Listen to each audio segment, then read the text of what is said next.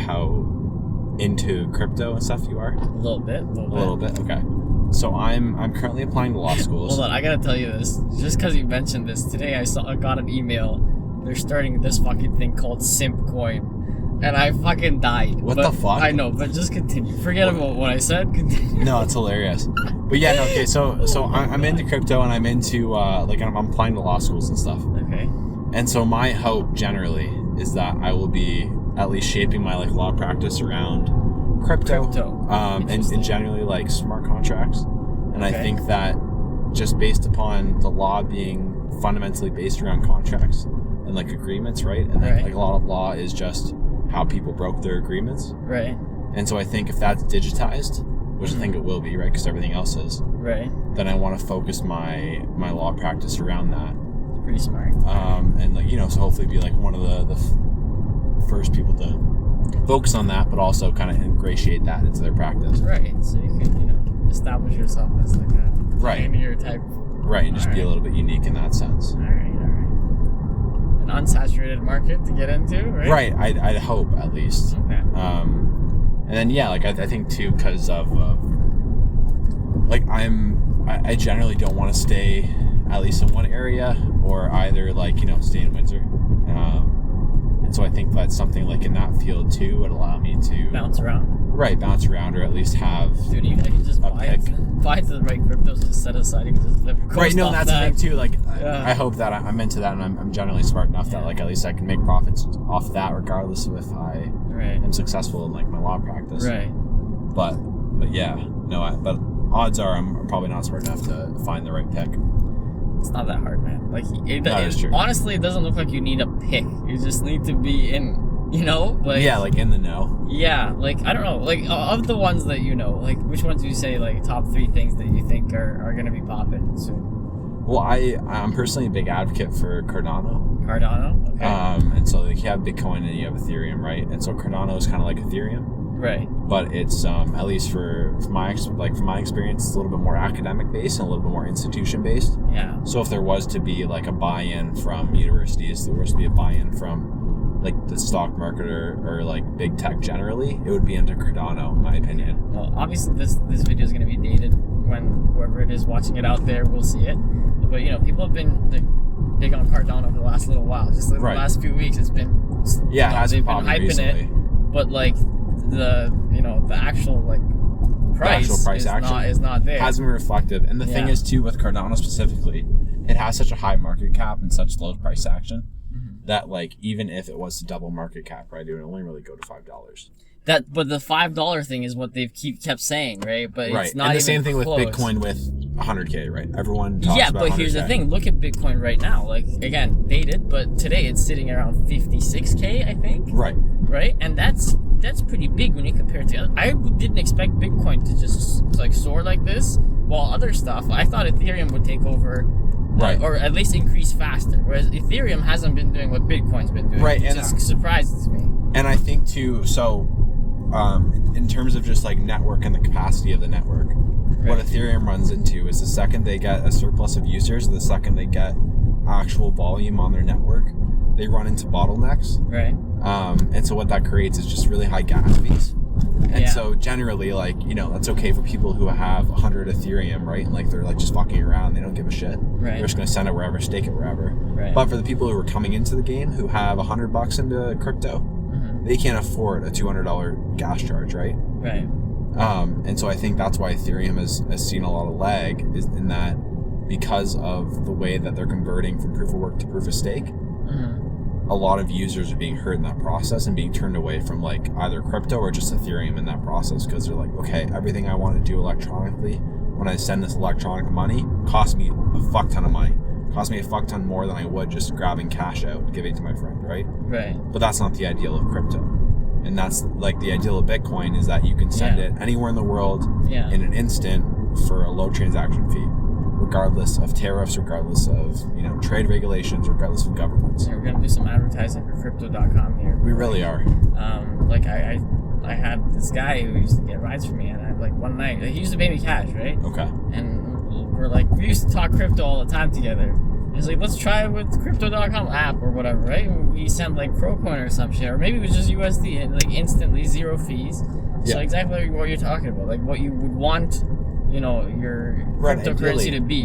And you got to think too, right? Like you have North America, you have Europe, you have Asia, who are generally like more developed nations, and who have access to internet and generally have access to banking services. But then you also have the continent of Africa, which generally really does not have any access to banking services.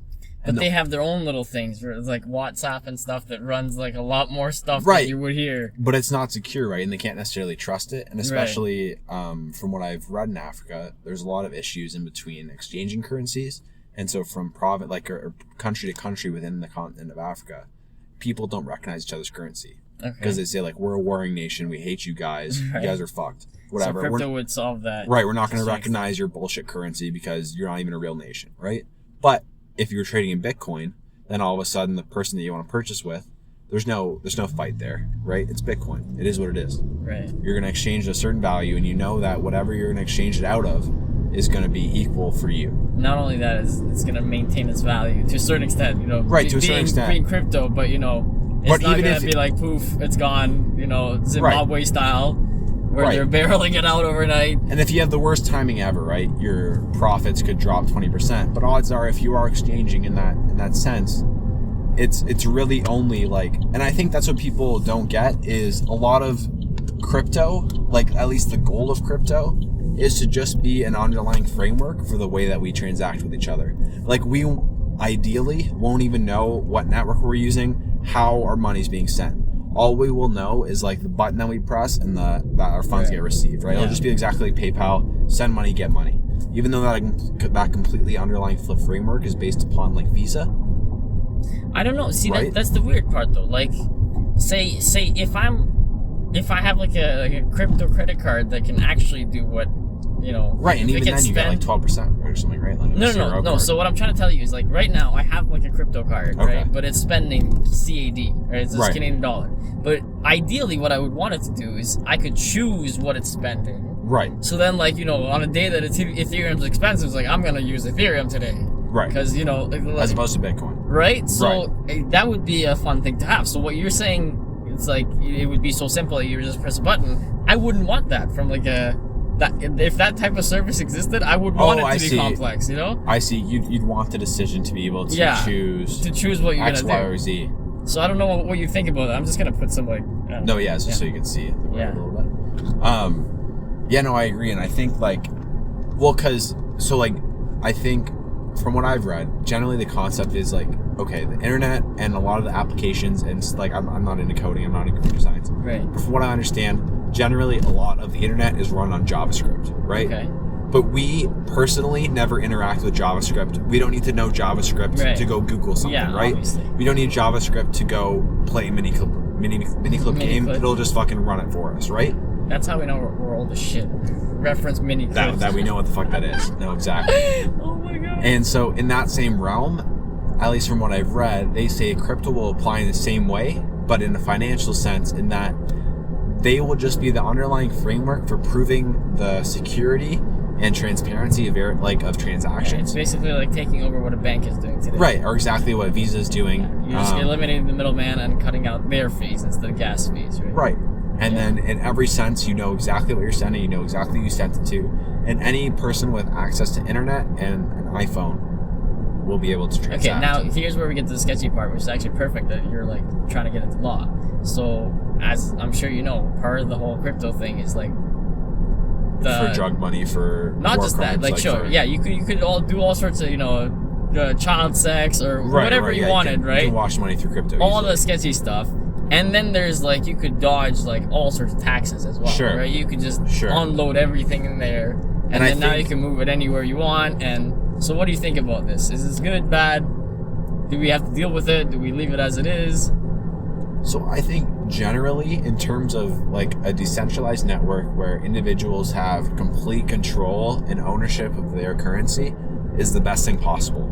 Okay. And I think right now there's kind of a gray area, and I think like that's also why I want to get into it in the law, is there's going to be heavy regulation upon crypto, especially considering it's like it appreciates more than general stocks do, right? So it's going to be classified as a security, so it'll be taxed at like the highest margin.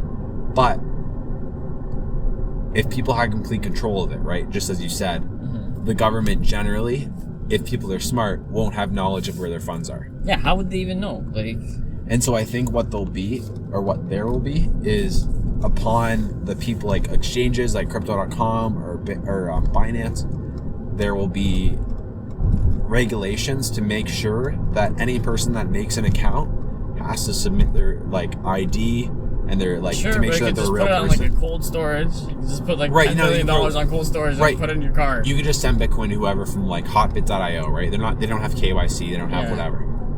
So but there are definitely ways around it. You don't have to be very smart to figure it out. Yeah, no, not even close to being smart to figure it out. You'd have to just register without your name, and like that's literally it. Yeah, like again, the entire idea behind this, to a certain extent, is to like have anonymous transactions. Right, and I think governments, no matter what, are gonna hate it. But governments are gonna have to suck up and always hate things. But they're gonna exactly. They're gonna have to deal with it, especially in places like China. Right, China's banned Bitcoin almost north of 20 times by this point. Obviously, Bitcoin is still going. Obviously, people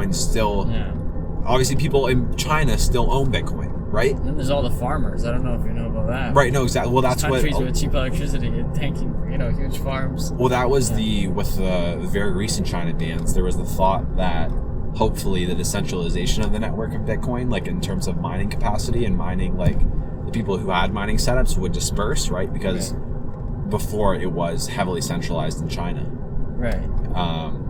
Well, I think they have dispersed to a certain extent, right? Right, but even then, like I think China, and I'm also in like a China government class right now, and so I think honestly their move would be they'll hire right here, they're gonna hire someone or gonna hire some crypto to create the Communist Party crypto.